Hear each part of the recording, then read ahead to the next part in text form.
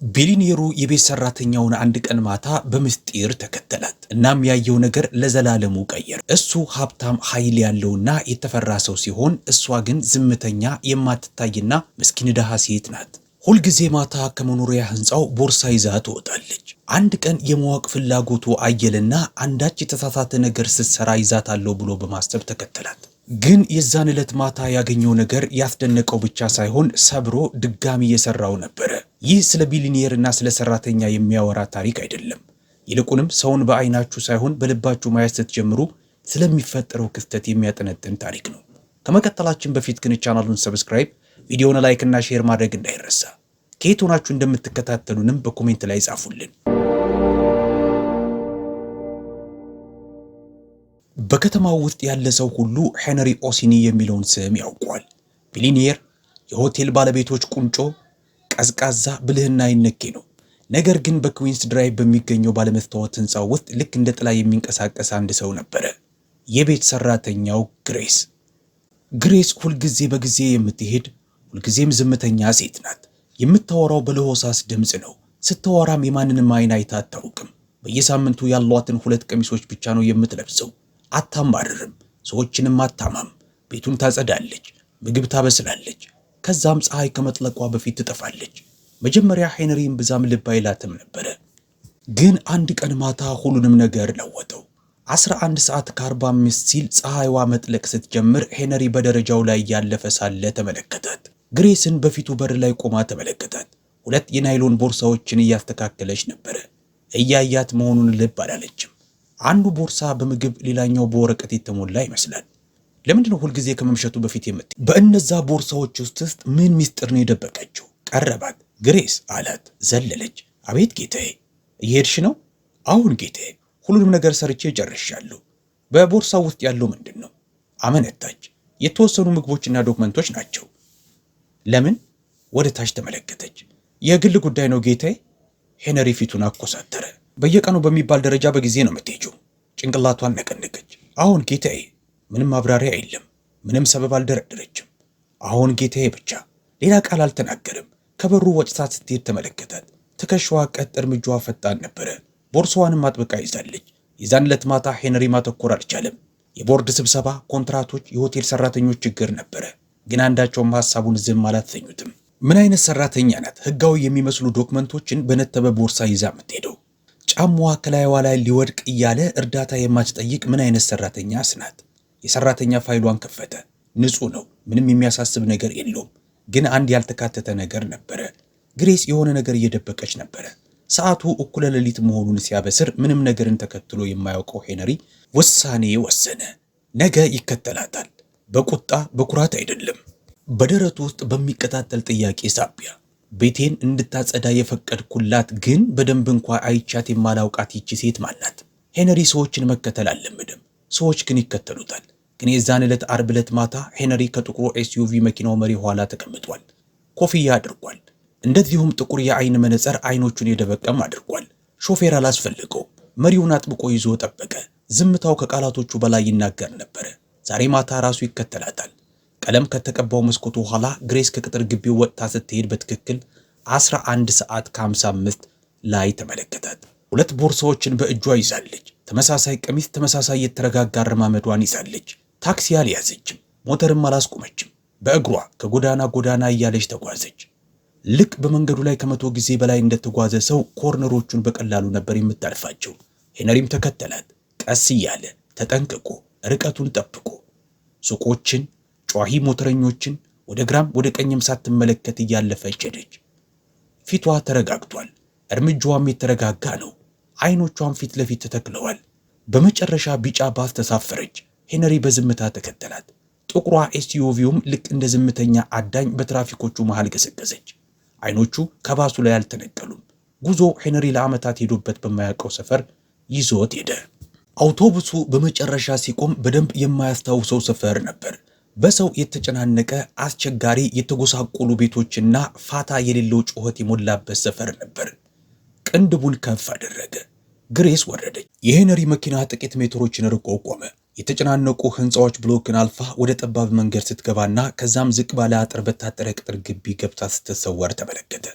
ከአጥሩም በላይ የገረጣ ጽሑፍ ያለው ታፔላ እንዲህ የሚል ጽሑፍ ይዞ ይታያል። የሁለተኛ ዕድሎች ቤት፣ ነፃ ክላሶች፣ ነፃ ምግብ፣ ነፃ ተስፋ ይላል። ምንድን ነው ይሄ? በማለት ሄነሪ ወደፊት አሰግጎ በመስኮቱ ተመለከተ።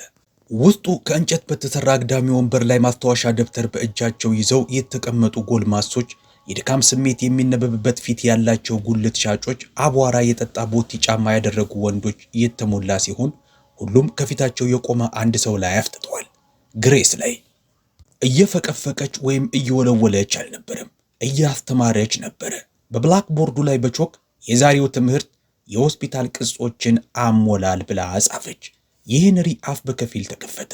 በክፍሉ ውስጥ ስትንቀሳቀስ ተመለከታት። ፈገግታዋ ሞቅ ያለ፣ ድምጿ ታጋሽ፣ አይኖቿ ሕይወት የዘራባቸው ነበረ። ከአንዲት ሴት አጠገብ ቆመችና በገጾቹ ላይ እጆቿን ይዛ አጻጻፉን መራቻት። የሴትየዋ ፊት በፋታ ስሜት በራ። ያንን ፈገግታ ከዚህ በፊት አይቶት አያውቅም።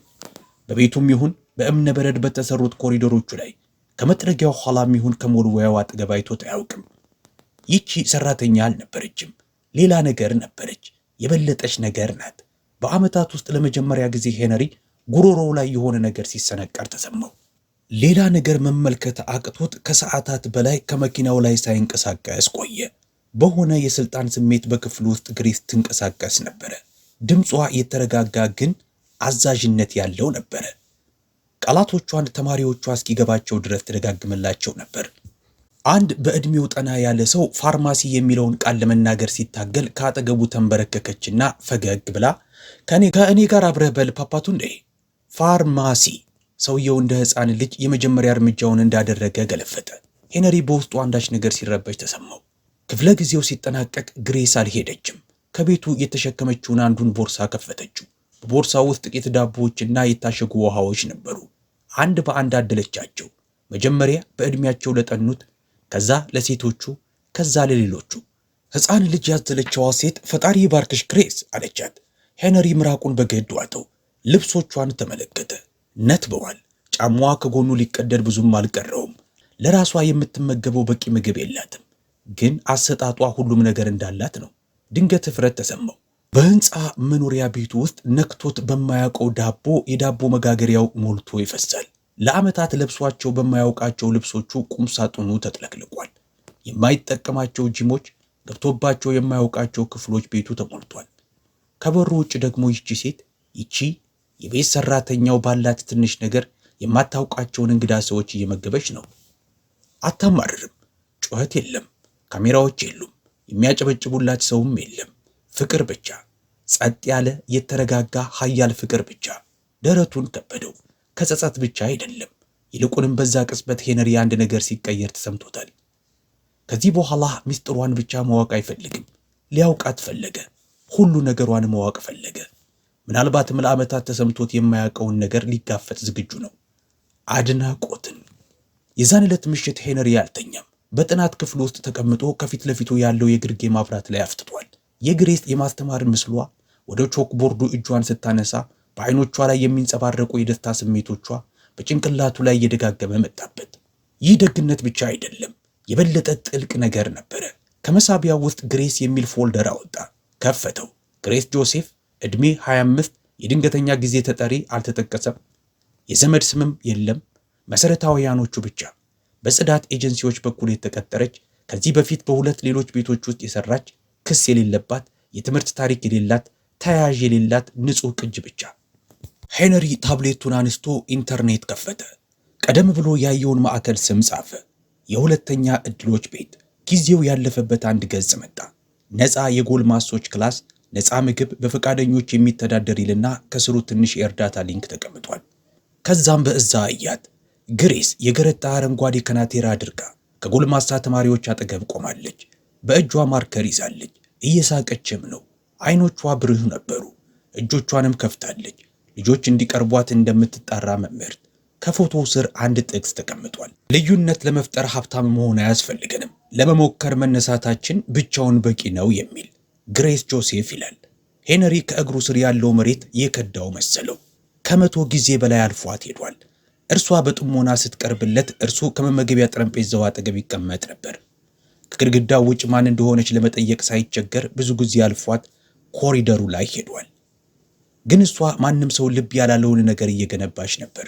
ለምን እንድረዳሽ አልጠየቅሽኝም ሲል ራሷን ሾቃሾከ። ዝምታ ነበረ መልሱ። አሁን ግን ሄነሪ ዝምታ አይፈልግም። ታሪኳን ማወቅ ይፈልጋል። ምንም ነገር የሌላት አንዲት ሴት ሁሉም ነገር እንዳለው ሰው እንዴት ልትኖር ቻለች የሚለውን ማወቅ ይፈልጋል። ምናልባትም እንደዛ እንዴት መኖር እንደሚቻል ሊማር ይችላል። በክዊንስ ድራይቭ ፀሐይ ወጥታለች። የሄነሪን ህንፃ ወርቅ ቅብ ቀለም አልብሶታል፣ ግን ሙቀቱ አልተሰማውም። የቁርስ ጠረጴዛው ላይ ተቀምጧል። ሻዩን አልነካውም። የማዕድ ቤቱ በር ላይ አፍጥጧል። ግሬስ ውስጥ ናት። እንደተለመደው ድምጿን አጥፍታ እየሰራች ነው። ትሪውን ይዛ ወጣች። እንደምን አደርክ ጌታዬ? ቀና ብሎ አያት። ተቀመጪ አላት። በትክክል እንደሰማችው እርግጠኛ አልነበረችም።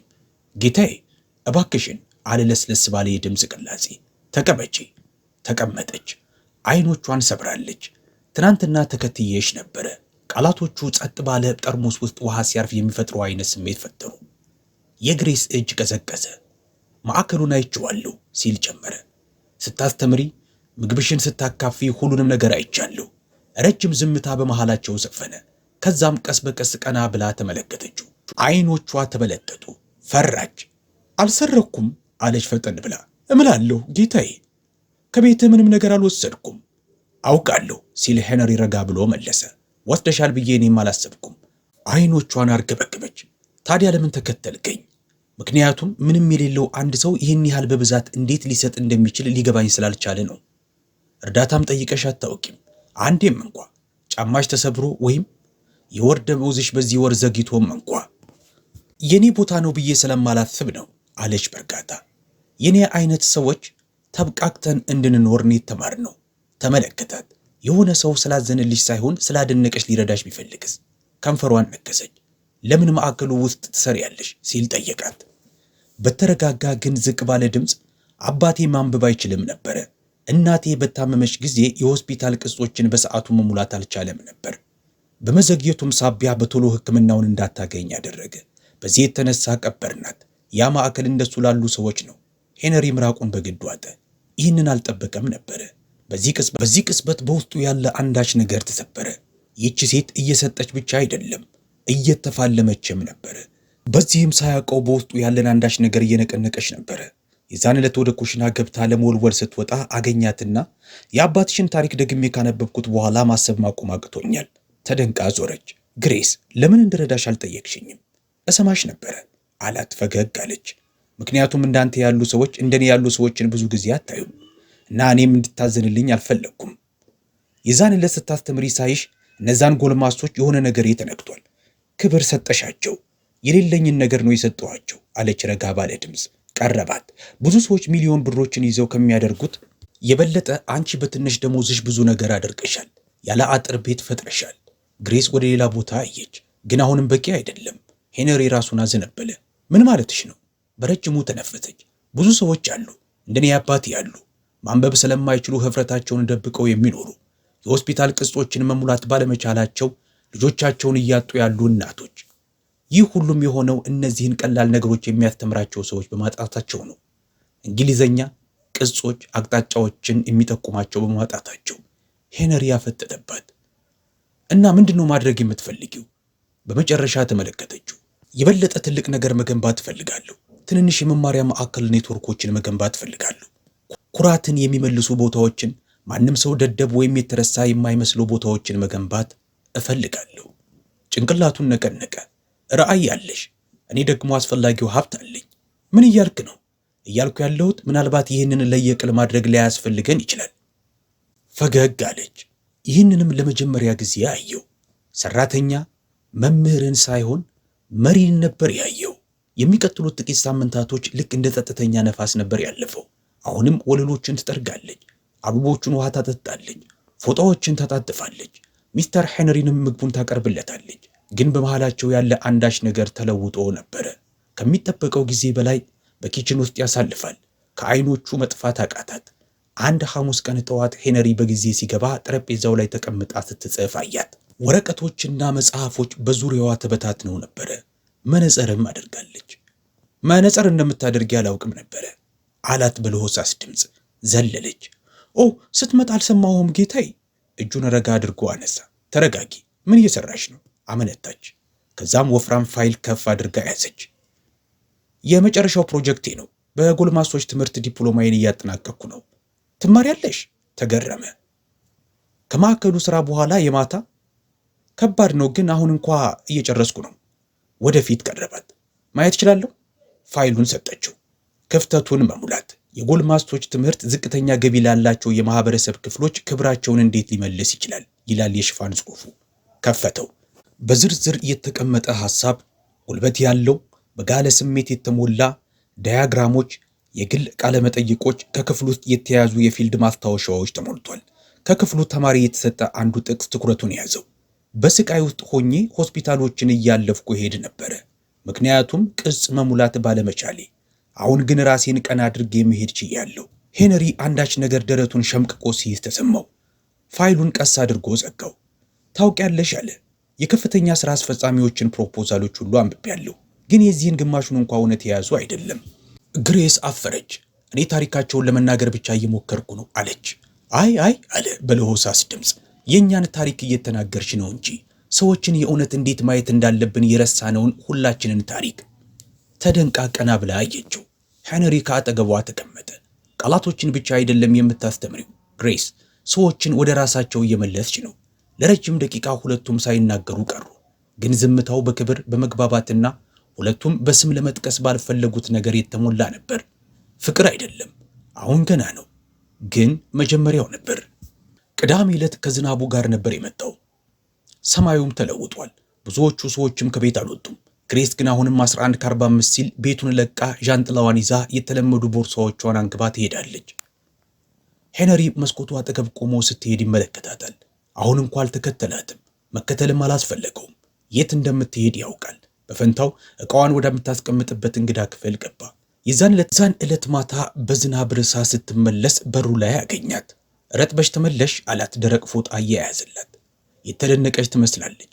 አመሰግናለሁ ብላ ፎጣውን ተቀበለችው።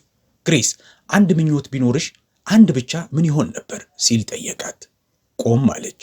የሆነ ቦታ መፍጠር፣ ማንም ሰው ለመታየት የማያንስበት ቦታን መፍጠር አለች። ሄነሪ ጭንቅላቱን ነቀነቀ። ይህንን ስፍራ እንድትገነቢ ልረዳሽ እንደምፈልግ ብነግርሽስ አላት። እንባ በዓይኖቿ ሞላ። የእርዳታ እጁን ስለዘረጋላት አይደለም፣ ቢያንስ አንድ እንኳ የሚያምን ሰው በማግኘቷ። ሰኞ ዕለት ጠዋት በህንፃው ውስጥ ያለው ድባብ ተቀይሮ ነበረ። ሄነሪ በቁርስ ጠረጴዛው ጋር እየጠበቀ ነው። ምግቡን ሳይሆን እሷን ነበር የሚጠብቀው። ግሬስ በመጨረሻው ቁርሱን ይዛ ስትመጣ የተረጋጋች ትመስላለች፣ ግን አይኖቿ ሌላ ታሪክ ነበር የሚናገሩት። የደከማቸው ይመስሉ ነበር። እንድትቀመጥ ምልክት አሳያት። ያልኩት ከልቤ ነው ግሬስ፣ እንድትገነቢ ልረዳሽ ፍቀጅልኝ። የመማሪያ ማዕከሉን፣ ራዕይሽን፣ ሁሉን ነገር። ወዲያውኑ መልስ አልሰጠችውም። ትሪውን አስቀምጣ ከአጠገቡ ተቀመጠች። አውቃለሁ ከልብህ መሆኑን አለች። መደጎም እችላለሁ። ባልደረቦችን፣ መምህሮችን፣ ፈቃደኞችን ማስተባበርና ማምጣት እችላለሁ። 10 ወይም ከዛ በላይ ማዕከሎችንም መፍጠር እንችላለን። ይህን ሁሉ ብቻሽን መሸከም አያስፈልግሽም። አሁንም ዝም እንዳለች ነው። ሄነሪ ወደፊት አሰገገ። ለምን አንድ ነገር አትይም? ምክንያቱም መልሴ እሺ ስላልሆነ ነዋ። ተደነቀ። ምን? ድምጿ ትንሽ ተንቀጠቀጠ። እፈራለሁ። ምንድን ነው የምትፈሪው? መዋጥን እፈራለሁ። ለማብራራት ሞከረች። ዕድሜን ሙሉ ለመታየት ስታገል ነበረ። እንዲያድኑት እንደሚፈልግ ሰው አይደለም፣ ብቁ እንደሆነ ሰው ለመታየት ስል ማዕከሉን ቀስ በቀስ ነው የገነባሁት፣ ድንጋይ በድንጋይ፣ አንዳንድ ምግብን እያደረግኩ፣ አንዳንድ ትምህርት እየሰጠው እና አሁን እሺ ብልህ የኔ ብቻ አይሆንም። ሄነሪ ደገፍ አለ። ንግግሯን ቀጠለች። ያቀረብክልኝ ነገር ቆንጆ፣ ቸርነት የሞላበት ነው፣ ግን የሌላ ሰው ፕሮጀክት መሆን አልፈልግም። ይህንን ህልም መገንባት እፈልጋለሁ። በውስጡም ራሴን ማግኘት ሻለሁ። ሄነሪ በጥልቀት ተነፈሰ። ይህንን አልጠበቀውም ነበረ። ደስ ብሏት ትፈነጥዛለች ብሎ ነበር ያስበው። ግን የገነባቸውን ነገር መጠበቅ ያዘች። ደፋር፣ ታማኝ ሴት ነበረች። ጭንቅላቱን ነቀነቀ። እሺ ምንድን ነው የምትፈልጊው? ግሬስ ጸጥ አለች። ላስብበት፣ ልጸልይ፣ ልተንፍስ አለችው። ሄነሪ ተነስቶ ቆመ። ድምፁ ደግነት ነበረው። እጠብቃለሁ። ክፍሉን ለቃ እንደሄደች ሄነሪ አንዳች ነገር ተገነዘበ። ነገሩ ስለ ገንዘብ አይደለም፣ ወይም ስለ ህንፃዎች፣ ስለ ህልሞችም አይደለም፣ ስለ እምነት ነበረ። እምነት ደግሞ ጊዜ ይወስዳል። ቤቱ ከተለመደው በበለጠ ጸጥ ብሏል። ቀናቶች አለፉ። ግን ግሬስ ስለተባለው ሐሳብ አንስታ አታውቅም። አሁንም የቤቱን ሥራ ትሰራለች። አሁንም በእርጋታ ፈገግ ትላለች። አሁንም ሲመሽ ቦርሳዋን ይዛ ትሄዳለች። ግን በእሷና በሄነሪ መሃል አንድ የተለወጠ ነገር ነበረ። በመመገቢያ ጠረጴዛው ላይ ረጅም ወሬ እንደ በፊቱ አያወሩም። ጠዋት አብረው ሻይ አይጠጡም። ስለ ህልሞቿን መጠየቅ አቁሟል። አንድ አርብ ዕለት ጠዋት የጥናት ክፍሉ በር ተቆረቆረ። ቀና ብሎ አያት። በእጇ ነጭ ኢንቨሎፕ ይዛለች። ደብዳቤ ላስገባ መጥቻለሁ። ከዛሬ ከ2 ሳምንት በኋላ ስራዬን እለቃለሁ። ሄነሪ ተደነቀ። ልትለቂ ነው? ራሷን በአዎንታ ነቀነቀች። በትምህርት ቤት ውስጥ የከፊል ሰዓት ስራ አግኝቻለሁ። እናም ለማዕከሉ ብዙ ጊዜ መስጠት እፈልጋለሁ አለች። ሄነሪ ኢንቨሎፑ ላይ አፈጠጠ። ባቀረብኩልሽ የአብረን እንስራ ሐሳቤ ምክንያት እንዳይሆን አይደለም፣ ምን ማድረግ እንደምችል እንዳምን ስላደረከኝ ነው። በቅርበት ተመለከታት። እየሸሸች አይደለም፣ ወደ ዓላማዋ እየገባች ነው። ራሴን የማይበትን መንገድ ቀይረኸዋል ጌታዬ። ለመጀመሪያ ጊዜ ጮክ ብዬ ማለም ጀመርኩ። እናም ያንን ድምፅ መጠበቅ እፈልጋለሁ። ሄነሪ ቀስ እያለ ቆመ። መሄድ የለብሽም አላት። አውቃለሁ ስትል መለሰችለት። አላስቆመሽም አላት ረጋ ባለ ድምፅ። ግን ትናፍቅኛለሽ። ፈገግ አለች። አይኖቿ አበሩ። እኔም ትናፍቀኛለህ። የሚቀጥሉት 2 ሳምንታቶች ለየት ያሉ ነበሩ። አሁኑም ሻዩን ታፈላለታለች። መስኮቶቹን ትወለውላለች። ሄነሪም ጀንበሯ ከመጥለቋ በፊት ስለ ፀሐይዋ እንደሚያስታውስ ሰው ሁሉ ይመለከታታል። አንድ ቀን ማታ ከመሄጃዋ የመጨረሻዋ ቀን በፊት ያለው ምሽት ሄነሪ በሯን ቆረቆረው። ግሬስ ከፈተችለት። ሌላ ጥቅል ኢንቨሎፕ ሰጣት። እነዚህ ደብዳቤዎች ናቸው። ከኔ ከልቤ የተጻፉ ናቸው። የምስክርነት ቃሎች፣ የድጎማ ማስታወሻዎችና አንድ የመጨረሻ መልእክት። ከሄድሽ በኋላ ክፈችው። ስትቀበለው እጇ ተንቀጠቀጠ። አመሰግናለሁ ስትል አንሾካሾከች። ግን ማናቸውም አልተሰነባበቱም። ምክንያቱም በሁለቱም ውስጥ ያለ አንዳች ነገር ይህ መጨረሻቸው እንዳልሆነ ያውቁታል። ግሬስ ከሄነሪ ቤት ከወጣች 2 ወራቶች አለፉ። ቤቱ አሁን የበለጠ ቀዝቅዟል። ጸጥም ብሏል። ለምዷት ነበረ። አንድ ቀን ሐሙስ ዕለት ማታ አንድ ግብዣ ደረሰው። በኤንቨሎፕ ተጠቅልሎ ነበር የመጣው። በውስጡ አንድ ካርድ አለ። የሁለተኛ ዕድሎች ቤት ልዩ የገንዘብ ማሰባሰቢያና የትምህርት ምሽት ፕሮግራም ላይ እንዲታደሙ ተጋብዘዋል ይላል። ሄነሪ በካርዱ ላይ አፈጠጠ። ከሄደች ጊዜ ጀምሮ ግሬስን አናግሯት አያውቅም። ግን አዎን ደግፏታል።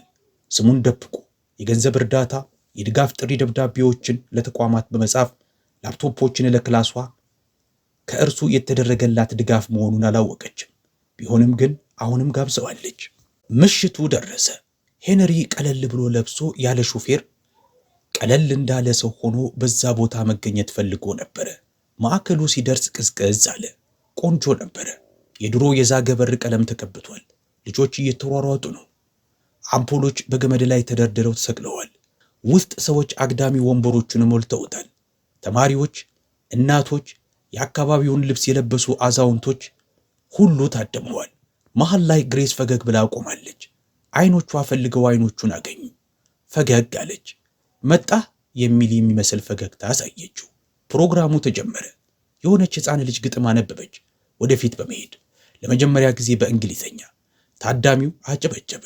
አንድ በዕድሜው የገፋ ሰው በመጨረሻ የባንክ አካውንት በራሱ እንዴት መክፈት እንደቻለ ተሞክሮውን አጋራ። ጭብጨባው ደራ። ከዛም መድረክ መሪዋ ወደፊት መጣችና አሁን መስራቻችን ብርሃናችንን ሚስስ ግሬስን ወደ መድረክ እንድትመጣ ጋብዛለሁ አለች። ክፍሉ ቀውጢ ሆነ። ግሬስ ወደ መድረኩ መጣች። ማይክሮፎን በእጇ ይዛለች። እንደኔ ያሉ ሰዎች ስራቸው ወለሎችን መወልወል ብቻ ነው ብዬ አስብ ነበረ ስትል ንግግሯን ጀመረች። ግን የሆነ ሰው የቤት ሰራተኞችም እንኳ እንቅስቃሴዎችን መምራት እንደሚችሉ የእኛ ትንሽ ታሪክም ትርጉም እንዳለው እንዳምን አደረገኝ። አይኖቿ የሄነሪን አይኖች ፈልገው አገኙ። ራሴን ባላየው ጊዜ እንኳ ላየኝ ሰው ምስጋናዬን ማቅረብ እፈልጋለሁ። አመሰግናለሁ። ሄነሪ ጉሮሮና አንዳች ነገር ተሰማው። ለመጀመሪያ ጊዜ በዓመታት ውስጥም እንደ ቢዝነስማን ሆኖ ሳይሆን እንደ ክብር እንግዳ ሆኖ ሳይሆን ልቡ እንደተነካ ሰው ሆኖ አጨበጨበ። ይህ የእርሷ ድል ብቻ አይደለም፣ የእነርሱ ድል ነበረ። ኤቨንቱ ተጠናቀቀ። ግን ሄነሪ አልሄደም። ከመማሪያ ማዕከሉ ኋላ ቆየ። ግሬስ ከእንግዶቿ ጋር ስትዋራ ቆሞ ተመለከታት። በመጨረሻ እንግዶቿን ሸኝታ ከጨረሰች በኋላ እሱ ወዳለበት ቦታ ሄደች። መምጣት አያስፈልግህም ነበር እኮ አለችው በስሱ ፈገግ እያለች። ፈገግታዋን መለሰላት። መምጣት ነበረብኝ፣ አንቺ እኮ ነሽ የጋበዝሽኝ። አይኖቿ ፊቱን ፈለጉ። አንተ ነበርክ? እንዳልገባው አላስመሰለም። አዎን አለ። የገንዘብ ድጋፉ፣ ላፕቶፖቹ፣ ደብዳቤዎቹ፣ ስማቸው ያልተጠቀሱት ኢንቨሎፖቹ ሁሉም እኔ ነበርኩ። የምታውቅ ይመስል አልተደነቀችም። እንደተገዛሽ እንዲሰማሽ አልፈለግኩም ሲል ሄነሪ ጨመረ። ነፃነት እንዲሰማሽ ፈልጌ ነበረ። ከገንዘብ በላይ የሆነ ነገር ነው የሰጠኸኝ አለች ረጋ ባለ ድምፅ። መስታወት ነው የሰጠኸኝ፣ ረዳኸኝ፣ ምንም ማድረግ እንደምችል አየህ። ሄነሪ አመነታ። ከዛም ወደ ኪሱ ገባ። ሌላም ነገር ልሰጥሽ እፈልጋለሁ። የተጠቀለለ ሰርተፊኬት ሰጣት። ግሬስ ከፈተችው ቀስ አድርጋ። ትንፋሿ ቀህጣለች። ባልደረባነት፣ የሁለተኛ ዕድሎች ቤት እና የኦርሲኒ ፋውንዴሽን አዲሷ የፕሮግራም ዳይሬክተር ሚስስ ግሬስ ጆሴፍ፣ የቦርድ መቀመጫ ያላት፣ ሙሉ ድምፅ የመስጠት መብት ያላት የሚል ጽሑፍ በሰርተፊኬቱ ላይ ሰፍሯል። ቀና ብላ ተመለከተችው። ተገረመች። የሄነሪ ድምፅ የተረጋጋ ነበረ። በመላው ሀገሪቷ ውስጥ ይህንን ማስፋፋት እፈልጋለሁ። ከአንቺ ልብ ጋርና ከኔ ሀብት ጋር አንቺ የመራሽው በትክክለኛው መንገድ ማድረግ እፈልጋለሁ። ከንፈሮቿ ቢከፈቱም ቃላቶች ግን ከአንደበቷ አልወጡም። ቀረባት። ይህ በጎ አድራጎት አይደለም፣ ይህ ዓላማ ነው እና እኔም ከአጠገብሽ መጓዝ እፈልጋለሁ። እርግጠኛ ነህ? ድምጿ ተሰባበረ። ፈገግ አለ። በሕይወቴ እንደዚህ እርግጠኛ ሆኜ አላውቅም። ከዛም በለሆሳስ ድምፅ ወደ ራት ይዤሽ መሄድ እፈልጋለሁ። እንደ አለቃሽ በመሆን እንደ ባልደረባሽ በመሆን አይደለም፣ እንዳየሽ ወንድ በመሆን። እንባዋ በጉንጮቿ ላይ ፈሰሱ። ደስ ይለኛል አንሾካሾከች። ከጥቂት ሳምንታቶች በኋላ አዲስ የታደሰው ማዕከሉ ተመረቀ። አዲስ አርማም ተሰቀለበት። እንዲህ የሚል ታፔላ፣ የግሬስ ጆሴፍ የትምህርት ማዕከል፣ እያንዳንዱ ስም ዋጋ ያለው ቦታ። ከስሩ ደግሞ በትንሽ ፊደል በሄነሪ ኦሲኒና በግሬስ ጆሴፍ በጋራ የተቋቋመ ሕይወቶችን መቀየር፣ አንድ ድምፅን አንድ ጊዜ የሚል ጽሑፍ ተፍሯል። እጅ ለእጅ ተያይዘው እንደቆሙ እንደኔ ያሉ ሰዎች ምግብ ለማቅረብ ብቻ የተፈጠሩ ናቸው ብዬ አስብ ነበረ ስትል አንሾካሾከችለት። ሄነሪ ፈገግ አለ። አሁን እንዳንቺ ያሉ ሰዎች ሀገር ያገለግላሉ። እናም አንድ ላይ ተመልሰው ወደ ውስጥ ገቡ። በጥርጣሬ የተጀመረው ታሪክ በዓላማ ተቋጨ። ባልደረባነትና ከቃላት በላይ ጥልቀት ያለው ፍቅር በመሃላቸው ተገነባ። አንዳንድ ጊዜ ልዩነት ለመፍጠር፣ ለውጥ ለማምጣት ሁሉም ነገር ሊኖረን አያስፈልግም። ግሬስ የሰው ቤት ሰራተኛ ብቻ ነበረች፣ ግን ትንሿ ነገሯ ብዙ ሆነች።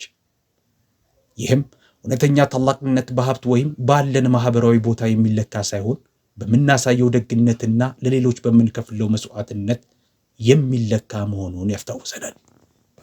ይህ ታሪክ ልባችሁን ከነካው በኮሜንት ላይ አሳውቁን። ከየትኛው የዓለም ክፍል ላይ ሆናችሁ እንደምታዩንም ንገሩን። ቪዲዮውንም እስከ መጨረሻው ከተመለከታችሁት ጨርሰናል በማለት በኮሜንት ላይ ጻፉልን። ለበለጡ ስሜታዊ ድራማዊና የማይረሱ ታሪኮች ቻናሉን ሰብስክራይብ ማድረጋችሁን እንዳትረሱ። በሚቀጥለው ጊዜ እስከምንገናኝ በደግነት ቆዩን፣ በብርታት ቆዩን። እናም ተከታተሉን።